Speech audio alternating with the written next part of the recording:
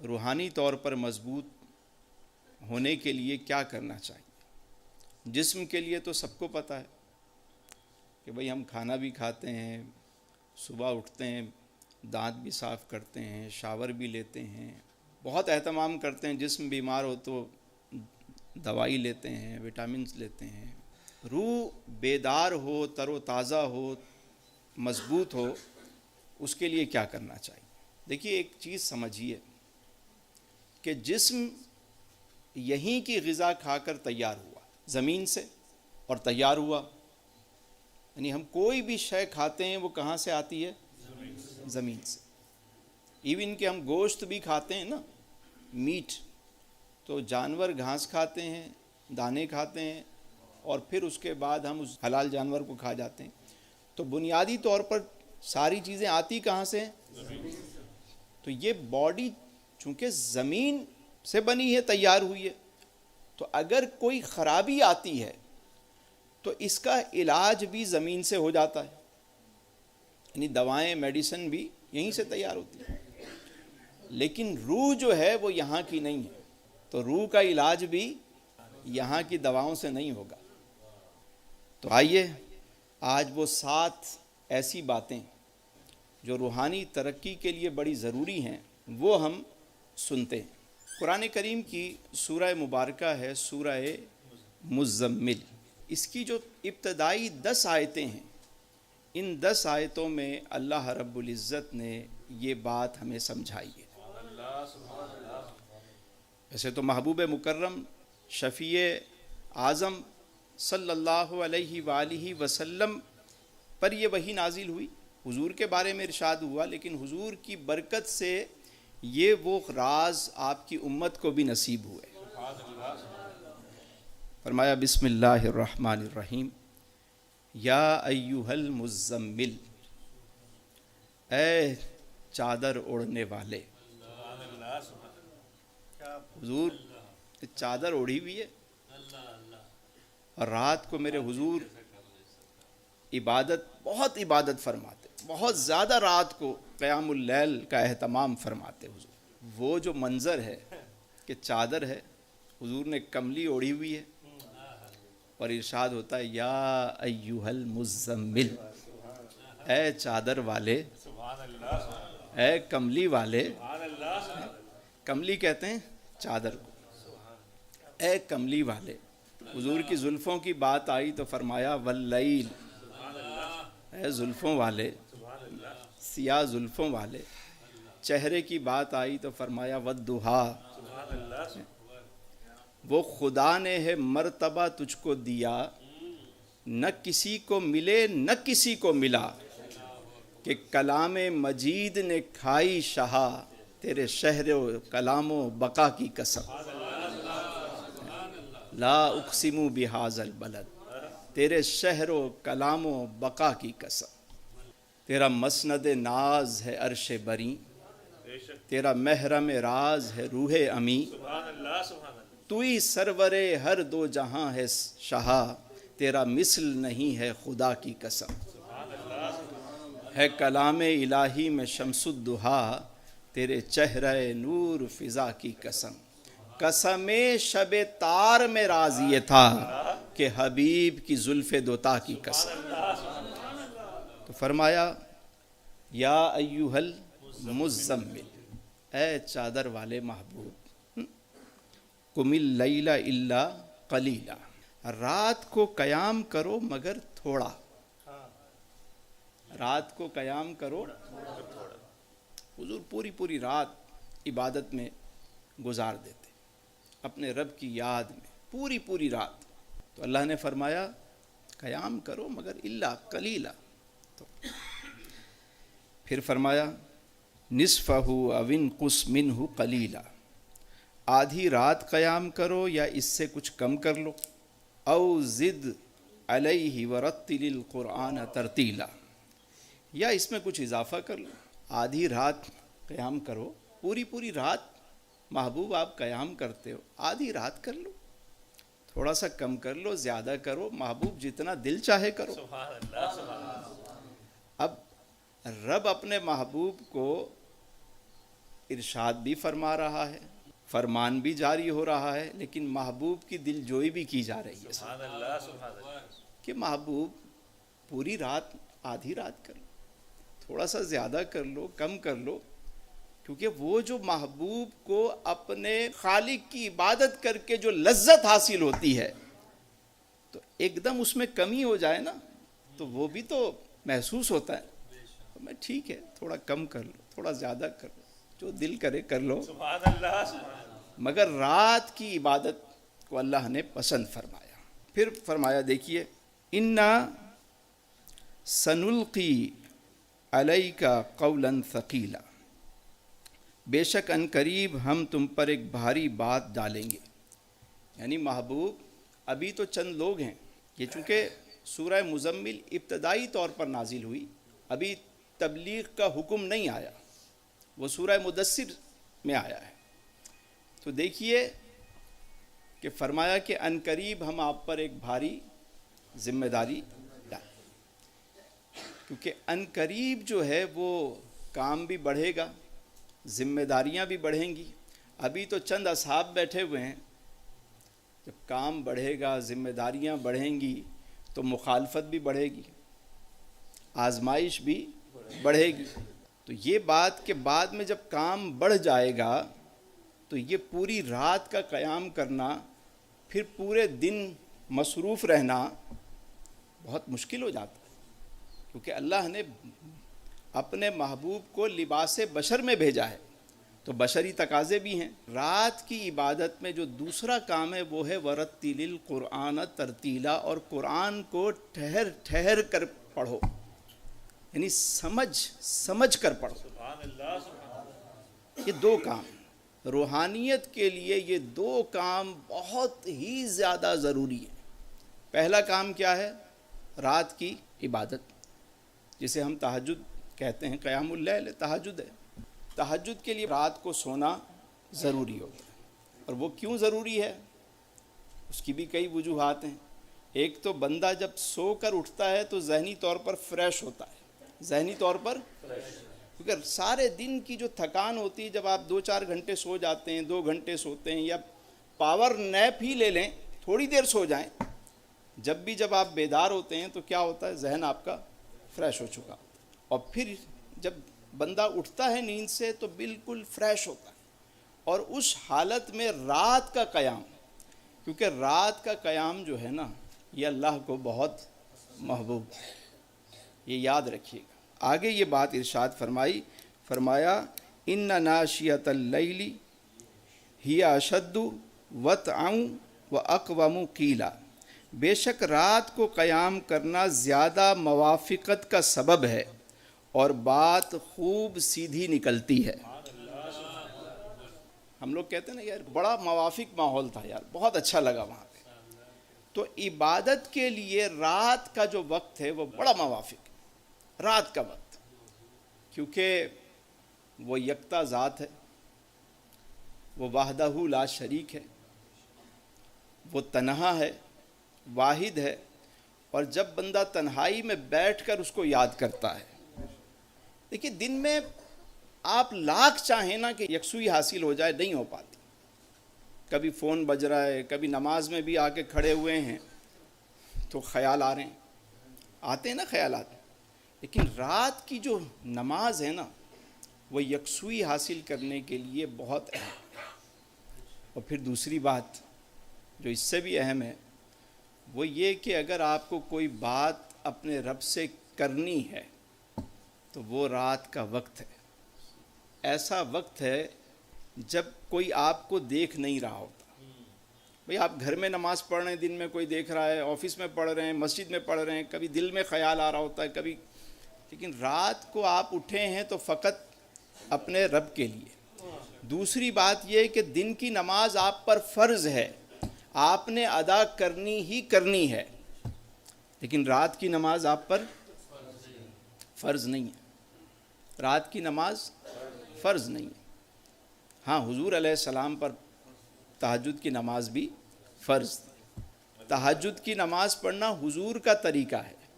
جو طریقت والے ہیں وہ 6 نمازیں پڑھتے ہیں، یہ حضور کا طریقہ ہے. طریقت کیا ہے؟ حضور کے طریقے کو کہتے ہیں۔ مال کا 2.5% دینا کیا ہے؟ زکوٰۃ ہے، شریعت ہے۔ اور جو طریقت والے ہیں وہ گھر کا سارا مال اٹھا کے دیتے ہیں، طریقہ ہے۔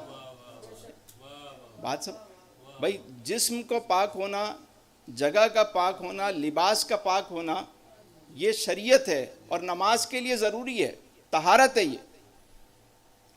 لیکن جو طریقت والے کہتے ہیں لباس کو پاک کر لیا، جگہ کو پاک کر لیا، تو اپنے دل کو بھی پاک کر لو۔ سبحان اللہ سبحان اللہ۔ لباس کو پاک کر رہے ہو تو دل کو بھی پاک کرو، یہ طریقت ہے۔ جب تم نے اپنا چہرہ قبلے کی طرف کیا تو دل کو بھی رب کعبہ کی طرف کر لو، یہ طریقت ہے۔ تو میں یہ عرض کر رہا تھا کہ رات کا قیام جو ہے نا، وہ بہت جلدی کنیکشن جڑ جاتا ہے بندے کا، کیونکہ اس وقت کوئی اور نہیں ہے، نہ کوئی خیال ہے، نہ کوئی غرض ہے، اور بندہ اپنے مالک کے لیے اٹھ کر، اس نے رات کی نماز فرض نہیں کی، لیکن اپنی مرضی سے، محبت میں، عشق میں بندہ اٹھ کر جب اپنے رب کے آگے آ کر سجدہ ریز ہوتا ہے، ایک وہ ہے جو تکیے پہ سر رکھ کے سو رہا ہے، اور ایک وہ ہے جو سجدے میں سر رکھ کے رو رہا ہے۔ یقین کریں، میرے پاس کئی لوگ آتے ہیں یہاں پہ اور آ کر مجھے کہتے ہیں کہ تسلیم بھائی یہ مسئلہ ہے، وہ مسئلہ ہے، فلاں مسئلہ ہے۔ میں ان سے ایک سوال پوچھتا ہوں کہ یار یہ بتاؤ کہ کبھی تم رات کو تہجد میں اٹھے اور تم نے اپنا مسئلہ اپنے رب کے آگے رکھا، آنسو بہائے، تم نے بتایا اسے؟ اللہ اللہ اللہ۔ کبھی یہ کام کیا ہے تم نے؟ نہیں۔ دیکھیں، ہم کسی بادشاہ کے پاس بھی جاتے ہیں نا، دنیاوی طور پہ گورنر کے پاس، سی ایم کے پاس، پی ایم کے پاس، یہ دنیاوی جو لوگ ہیں، ان کے دربار میں بھی کوئی جاتا ہے نا تو اس کے بھی پروٹوکولز ہوتے ہیں۔ بندہ پہلے سے 10 منٹ پہلے جا کے کھڑا ہوتا ہے، تیاری کر کے، خوشبو لگا کے، تیار ہو کے، اور جب بات کر رہا ہوتا ہے پوری توجہ سے، چہرے پہ مسکراہٹ ہے، اور اپنا موبائل وغیرہ سب سائلنٹ، بالکل ہماتن گوش۔ کیوں؟ کیونکہ پروٹوکولز ہیں۔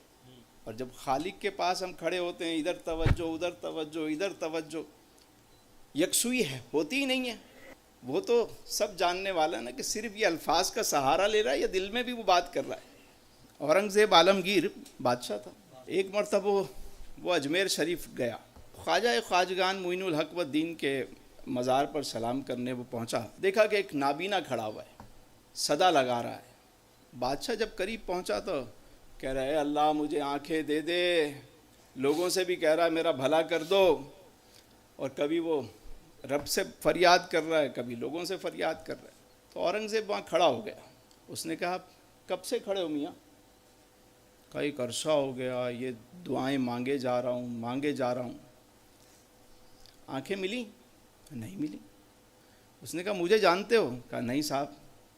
کہا میرا نام اورنگزیب عالمگیر ہے، میں سلطان ہوں، میں دربار پہ جا رہا ہوں سلام کرنے، واپس آتا ہوں، اگر آنکھیں آ گئیں تو ٹھیک، ورنہ تیری گردن کٹوا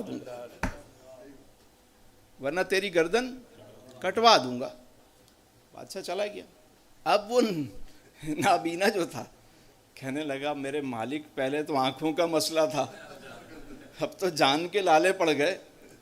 اب وہ روئے، چیخے، کبھی نیچے سجدے میں گر رہا ہے، کبھی زور زور سے چیخ رہا ہے، کبھی کپڑے پھاڑ رہا ہے، کبھی بھاگنے کی کوشش کر رہا ہے، تو سپاہی کھڑے میں وہ کہہ رہے نہیں بھاگنے نہیں دیں گے تجھے۔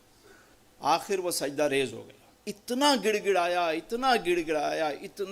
گڑایا کہ اس کی آنکھوں میں چمک آ گئی، روشنی آ گئی، آنکھیں کھلی تو حیرت سے سب چیزیں دیکھنے لگا، بینائی لوٹ آئی۔ تھوڑی دیر کے بعد بادشاہ بھی واپس آیا، اس نے کہا بادشاہ سلامت، میری بینائی آ گئی، میری جان بخش دیں۔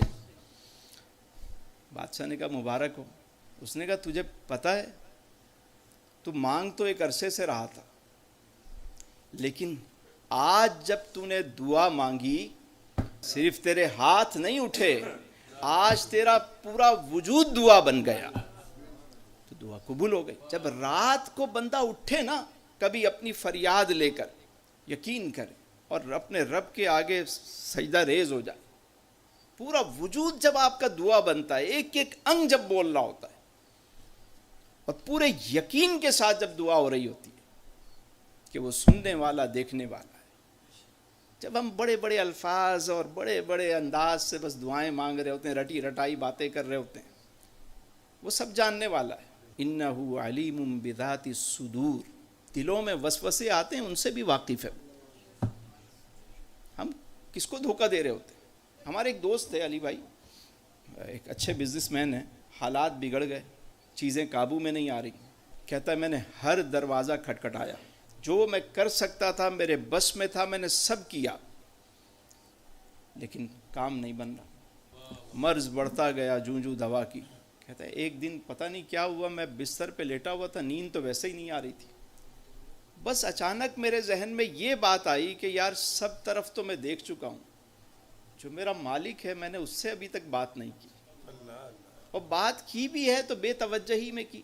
کہتا ہے بس پتہ نہیں یہ خیال آنا تھا کہ میری آنکھیں نم ہونا شروع ہو گئی اور پھر ہچکی بندھنا شروع ہو گئی۔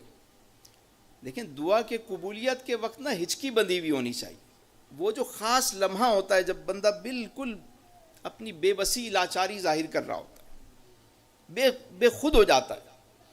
کہتا ہے جب میری ہچکی بڑھنے لگی تو میں بستر سے ہٹ گیا کہ بیوی میرے ساتھ سو رہی ہے، ایسا نہ ہو کہ وہ بیدار ہو جائے۔ میں اٹھ کے باہر نکل گیا، وضو کیا اور سجدہ ریز ہو گیا، اور بس دھاڑے مار مار کے میں روتا رہا، کمرہ بند کر کے روتا رہا۔ فجر کی اذان ہوئی، میں نے نماز پڑھی اور وہیں مصلی پہ سو گیا۔ کہتا ہے جب میں اٹھا نا تو وہ جو انزائٹی، ڈپریشن اور پتہ نہیں میرا سر اتنا منو ٹن وزنی تھا، مجھے لگتا تھا کہ کوئی کوکر ہے جو پھٹنے والا ہے۔ کہنے لگے مجھے ایسا لگا جیسے میں بالکل ہلکا پھلکا ہو گیا ہوں، ساری چیزیں ختم ہو گئی۔ اس کے بعد اللہ رب العزت نے ایسا کرم کیا کہ سارے معاملات بہتر ہونا شروع ہو گئے، اور جو فیصلے میں نہیں کر پا رہا تھا میرے رب نے مجھے توفیق دی اور میں وہ فیصلے بھی میں کرنے لگ گیا، میرے معاملات سیدھے ہوتے چلے گئے۔ کہنے 6-8 مہینے گزرے، معاملات تو سیدھے ہو گئے، لیکن تسلیم بھائی ایک کرم یہ ہوا کہ رات کی عبادت کا مجھے میرے رب نے جو ایک مزہ دیا وہ میرا جاری ہے۔ جو سب سے بڑی نعمت نصیب ہوئی وہ رات کی عبادت میسر آئی۔ کبھی ہم یہ عمل کرتے ہیں؟ یقین کریں، میں آپ سے کہتا ہوں، آپ لوگ تو نیک لوگ ہیں، اپنی بات کریں، ہم لوگ تو فجر میں بڑی مشکل سے اٹھتے ہیں، لیکن اگر کسی سے غرض ہو تو ہم وہاں پہنچ جاتے ہیں، لیکن اپنے مالک کے آگے رات کو اٹھ کر سجدہ ریز ہونا یہ ہم نے سیکھا ہی نہیں۔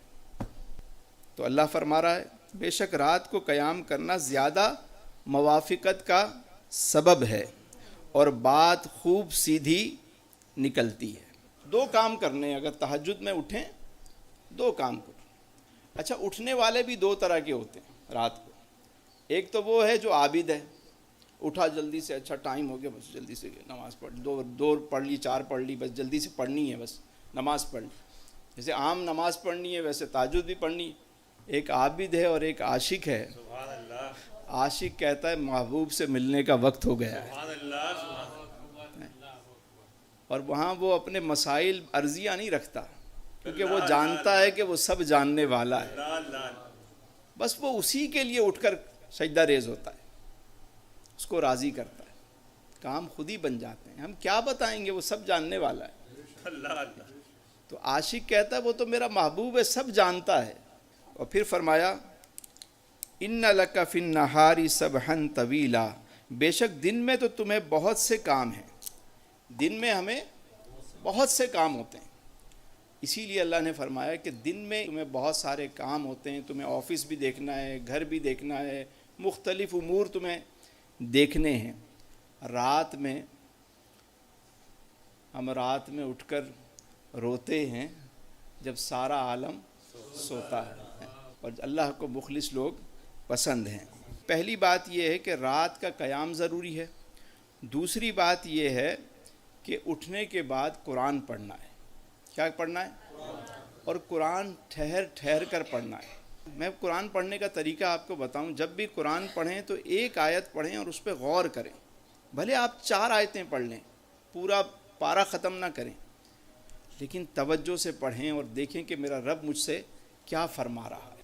اچھا، بعض لوگ نہیں پڑھ سکتے تو آج کل ڈاؤن لوڈ ہو جاتا ہے قرآن ترجمہ، آپ رکھ کر بیٹھ کر، قرآن میں یہ بھی حکم ہے کہ جب قرآن پڑھا جائے تو توجہ سے سنو تاکہ تم پہ رحم کیا جائے۔ تو بیٹھ کر توجہ سے قرآن سنتے رہیں اور پھر اپنے رب سے کہیں کہ میرے مالک مجھ پہ رحم فرما، اس سے رحم مانگیں۔ یقین کریں، رات کو بیٹھ کر قرآن سننا یا پڑھنا، یہ دونوں سعادت کی باتیں۔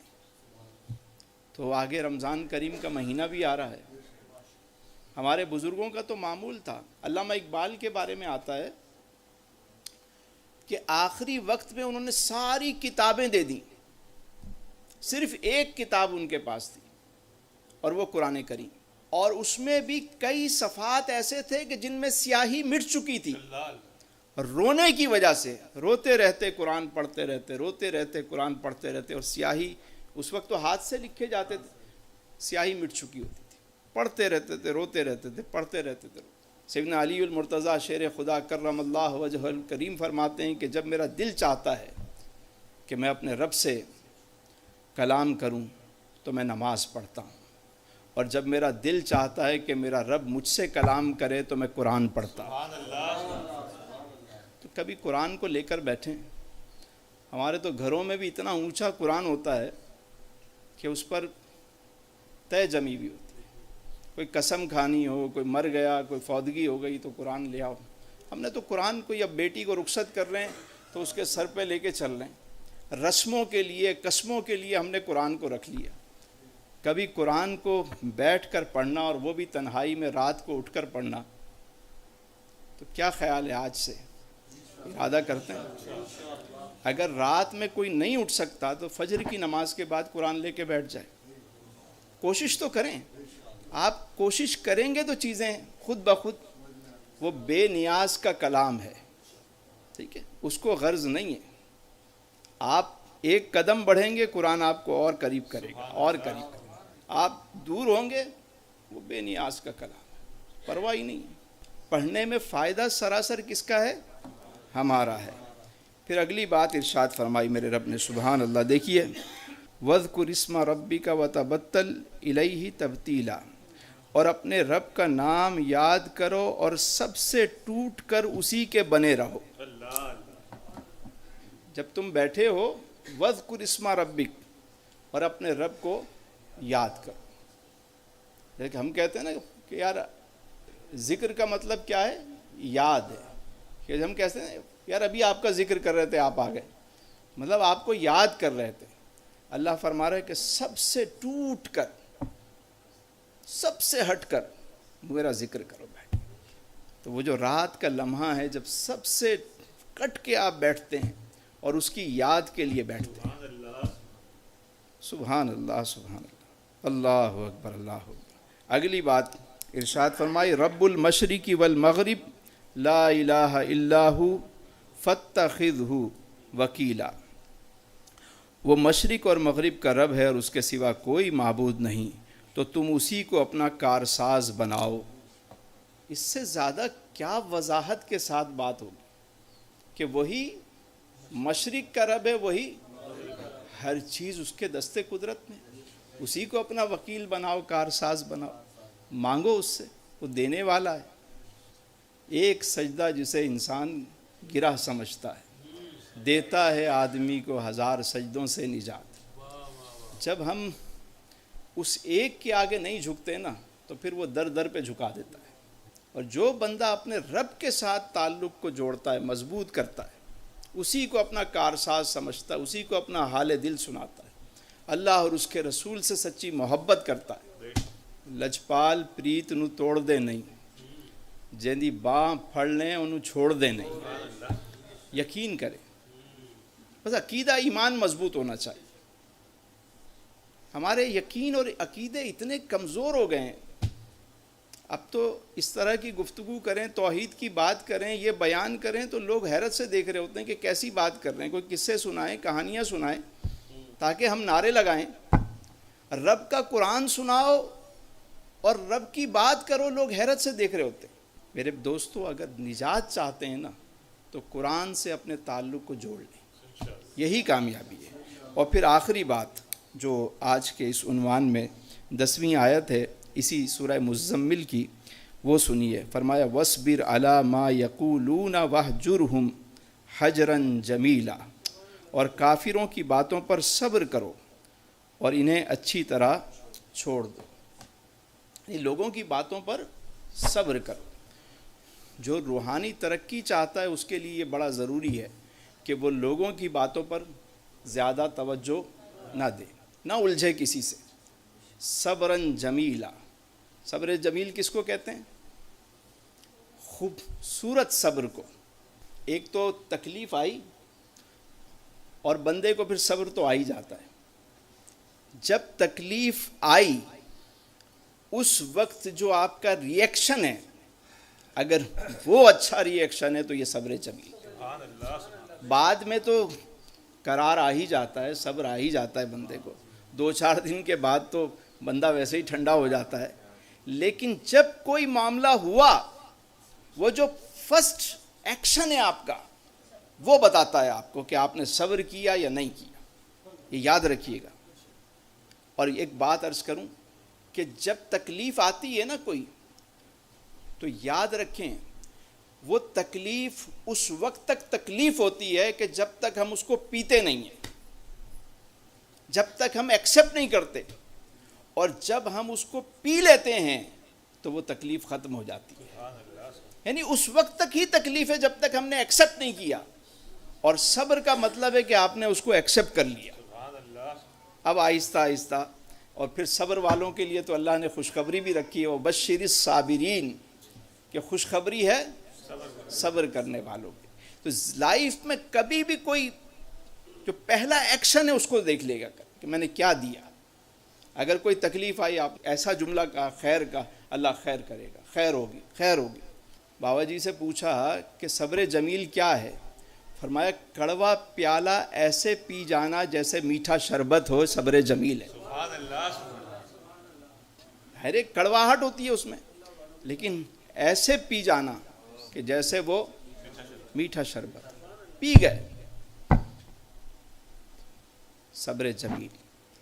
ایک بابا جی گزر رہے تھے، اللہ والے تھے، تو ایک شخص بیٹھا ہوا تھا. اس نے بھپتی کسی، ہوٹنگ کی، کہا کہ میاں تم زیادہ اچھے ہو، خوبصورت ہو، یا میرے یہ کتے کی دم زیادہ خوبصورت ہے.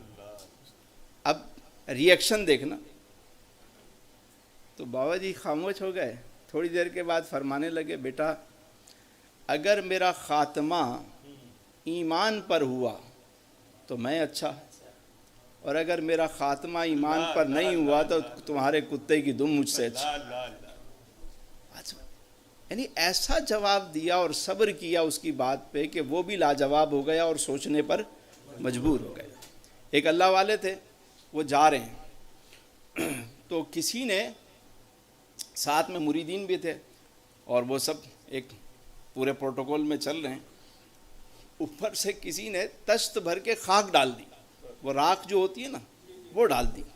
اب سارے جبہ و دستار پورے ہو گئے اور جو مریدین تھے انہوں نے کہا ابھی اس کو چھوڑتے ہیں. وہ بابا جی کہنے لگے یا اللہ تیرا شکر ہے، یا اللہ تیرا شکر ہے، یا اللہ تیرا شکر ہے. بابا جی یہ کون سا مقام شکر ہے؟ فرمانے لگے یہ سر تو اس قابل تھا کہ اس پہ آگ ڈالی جاتی، یہ تو اللہ کا شکر ہے کہ اس پہ خاک ڈالی گئی. یہ مقام شکر ہے. ایک اللہ والے نیک بزرگ پاؤں میں زخم ہو گیا. لوگ آئے عیادت کرنے کہ حضرت سنا آپ کے پاؤں میں زخم ہو گیا، اور کہنے لگے یا اللہ تیرا شکر. جب بھی کوئی آتا ملنے ہو کہتے یا اللہ تیرا شکر ہے، یا اللہ. کہنے لگے بابا جی پاؤں میں زخم ہے، یہ مقام شکر کہاں سے ہو گیا؟ فرمانے لگے میں تو اس کا شکر ادا کر رہا ہوں کہ یہ زخم میرے پاؤں میں ہوا ہے، میری آنکھ میں نہیں ہوا. جب آپ شکر کرنے پہ آئیں گے تو آپ کو مواقع ملتے چلے جائیں گے، اور جب بندہ ناشکری پر آتا ہے تو پھر وہ 50 ڈشیں کھا کے بھی کہہ رہا ہوتا ہے کہ یار مزہ نہیں آیا۔ شکر کرنے پہ آئے تو دال روٹی کھا کے بھی کہتا ہے میرے مالک تیرا شکر۔ فرمایا اور کافروں کی باتوں پر صبر کرو اور اچھی طرح انہیں چھوڑ دو، یعنی اینڈنگ بھی اچھی ہو۔ ہم لوگ جب بھی کسی سے مراسم بناتے ہیں تو بڑے اچھے بنا رہے ہوتے ہیں، لیکن اینڈ کیا ہوتا ہے؟ لڑائی جھگڑے پہ، گھر سے اگر الگ بھی ہو رہے ہیں، بھائی الگ ہو رہے ہیں، فیملی الگ ہو رہی ہے، تو بھی لڑکے ہی الگ ہونا ہے۔ یہ حدیث تو سب جانتے ہیں، انما الاعمال بالنیات۔ کیا حدیث ہے؟ کیا مطلب ہوا اس کا؟ اعمال کا دار و مدار سب اچھی اچھی نیتیں کر کے سارا کام کر رہے ہوتے ہیں، لیکن یہ بھی حدیث ہے انما الاعمال بالخواتیم، اعمال کا دار و مدار خاتمے پر بھی ہے۔ اینڈ کیا ہوا؟ انسان چاہے کتنا ہی اچھا کیوں نہ ہو، خاتمہ اس کا کیا ہوا؟ آخر میں کیا کیا اس نے؟ اینڈ رزلٹ کیا آیا؟ تعلقات میں بھی ہمیشہ یاد رکھیں، جب بھی تعلقات بناتے ہیں ہم بہت اچھے مل رہے ہوتے ہیں، بہت اچھے، لیکن جب ختم کر رہے ہوتے ہیں تو اس برے طریقے سے اس کو ختم کرتے ہیں۔ ایسا نہیں ہونا چاہیے۔ چند سکوں کی خاطر، چند ٹکوں کی خاطر، تھوڑے سے مفاد کی خاطر اپنے تعلق کو جب بھی کسی سے دور ہوں تو اللہ نے فرمایا کہ اچھے طریقے سے علیحدہ ہو جاؤ۔ بروں سے بھی الگ ہونا ہے تو اچھے طریقے سے ہو جاؤ، بعد میں وہ ملیں تو قالوا سلامہ۔ بس جو روحانی ترقی کرنا چاہتا ہے اس کو چاہیے کہ ان باتوں پر عمل کرے۔ اللہ تعالیٰ سے دعا ہے کہ اللہ تعالیٰ مجھے اور آپ کو، ہم سب کو قرآن کریم فرقان حمید پر عمل کی توفیق عطا فرمائے۔